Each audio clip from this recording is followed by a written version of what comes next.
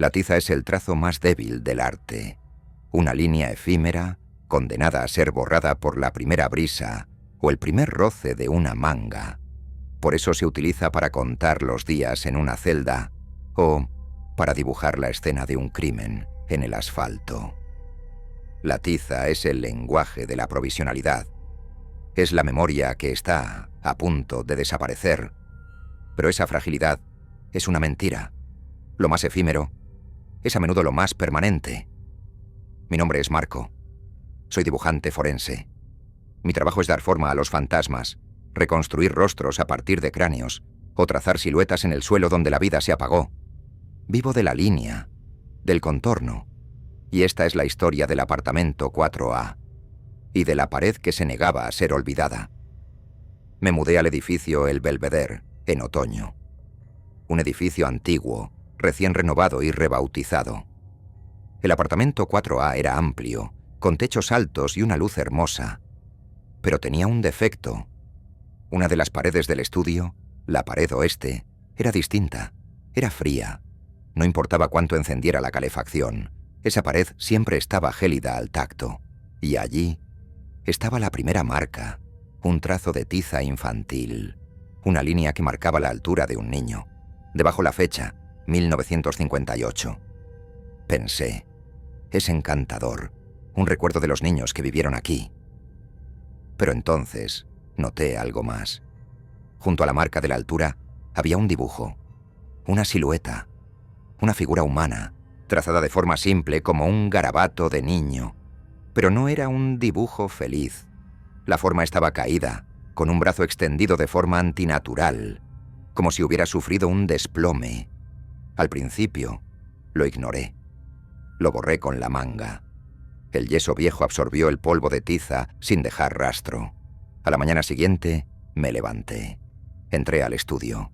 El trazo había vuelto. La silueta estaba allí, blanca, definida, justo donde la había borrado. Tomé una esponja húmeda. Froté con fuerza hasta que la pintura del muro se sintió rugosa. Fui al trabajo, jurando que lo pintaría al volver.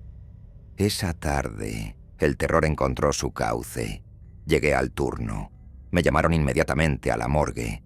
Un accidente doméstico, un desplome. La víctima era una mujer anciana, la señora Bain.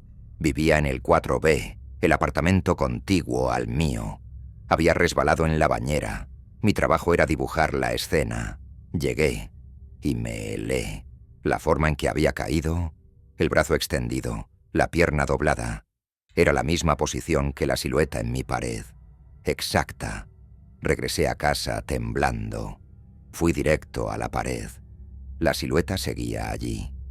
Blanca. Absolutamente idéntica al contorno que yo había trazado con cinta en la morgue. Tomé el bote de pintura más grueso que tenía. Sellador industrial.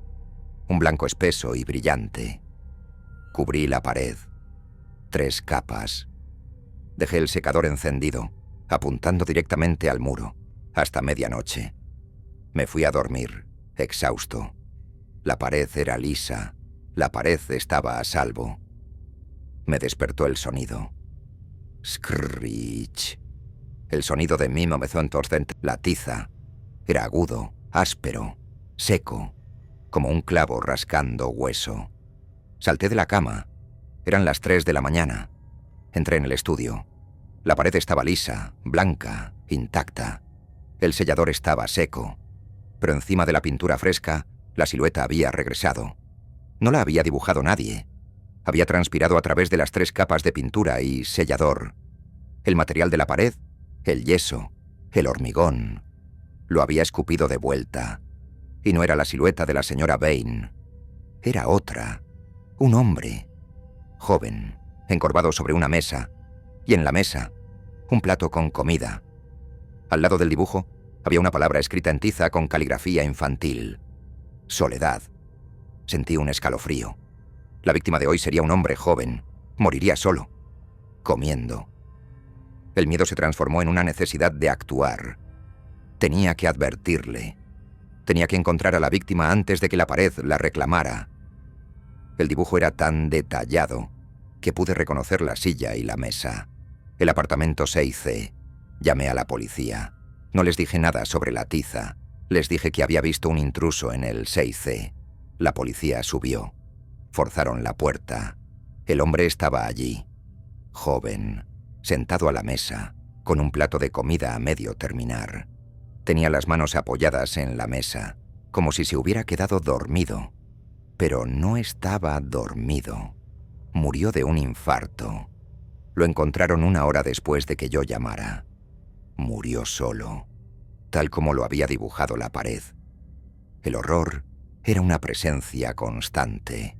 La pared me había elegido. Era el oráculo o el asesino. Investigué el pasado del edificio. El Belvedere no fue siempre un edificio de apartamentos de lujo. Fue una escuela de arte en los años 50. El estudio 4A había sido el salón de clases de los niños, y la pared oeste fue donde el profesor guardaba la pizarra. El profesor, un hombre obsesionado con el arte forense, enseñaba a los niños a dibujar siluetas de víctimas, para que entendieran la anatomía del dolor. Pero la pared ya no era una pizarra. La pared era el esqueleto del edificio, y había absorbido esa lección. El artista fantasma, el niño que quedó atrapado en la pared cuando la escuela cerró, no dibujaba a las víctimas, dibujaba el patrón de su muerte, dibujaba el cómo, y al hacerlo, abría la puerta. La silueta de tiza era el portal para que la entidad que recogía el alma supiera dónde encontrarla. Decidí que tenía que destruir la pared. Esa noche me paré frente a la pared con un martillo y un cincel. La silueta del hombre de la soledad había desaparecido. Ahora había una nueva, una mujer, sentada en la cama, con las manos sobre el vientre. Sentí una oleada de náuseas. Era la señora Thompson del 7B. Estaba embarazada. Levanté el martillo. Iba a romper el yeso. Iba a demoler el muro hasta llegar al ladrillo. Pero la silueta se movió. No se movió. El polvo de tiza, que yo creí inerte, sopló desde la pared y se metió en mis ojos. Me cegó, momentáneamente. Me llevé las manos al rostro y la voz, una voz infantil, fría, susurró en la habitación, justo detrás de mí. «No borres el arte, Marco. Es de mala educación». Sentí un pequeño toque en mi brazo.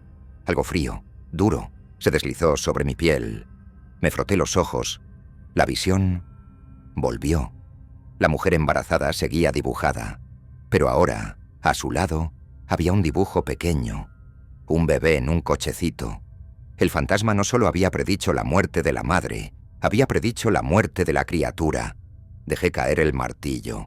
Me desplomé en el suelo, derrotado. A la mañana siguiente, la señora Thompson fue al hospital por un dolor abdominal. Perdió al bebé. La encontraron días después, intentando suicidarse. El muro tenía razón. El dibujo no miente. El miedo me hizo un esclavo. Dejé de ir al trabajo. Me convertí en el vigilante de la pared. Mi vida se convirtió en una espera entre el borrado de una silueta y la aparición de la siguiente. Hoy, la silueta ha cambiado. No es una mujer, no es un hombre. Soy yo. Es mi silueta. De pie, con una expresión de terror en la cara, con la mano extendida hacia el teléfono, sin alcanzarlo. Y al lado de la silueta hay un dibujo simple, una cara sonriente. El niño, o la pared, me está dando las gracias, o se está burlando. Miré la hora. Me quedan 3 horas. El dibujo es perfecto. La posición es la de mi escritorio. He intentado irme. He intentado salir del apartamento. Pero mi cuerpo no me obedece. La voluntad se me ha congelado. Estoy atrapado en mi estudio, con la silla pegada a mis piernas, observando mi propia muerte inminente. Me estoy convirtiendo en la última lección de arte forense. Y ahora, el dibujo está cambiando. El muñeco de tiza está levantando una mano. Apunta hacia la estantería. Sentí un cosquilleo en mi brazo izquierdo. Mi mano, por su cuenta, se movió hacia el abrecartas de metal sobre el escritorio. El dibujo no solo muestra la muerte, el dibujo la dirige. Me estoy acercando al abrecartas. Siento el metal frío en la punta de mis dedos. El tiempo se acaba. El niño de la pared está sonriendo. Y sé que la única forma de que esta historia termine es que yo me convierta en tiza. Larga pausa. Si alguna vez encuentras una silueta blanca en un muro antiguo, no la borres, no la mires, porque la tiza tiene memoria, y el silencio que queda después es el sonido de una lección aprendida. Si te gustó este relato, suscríbete al canal. Cada día desenterramos un miedo nuevo. No querrás perdértelo.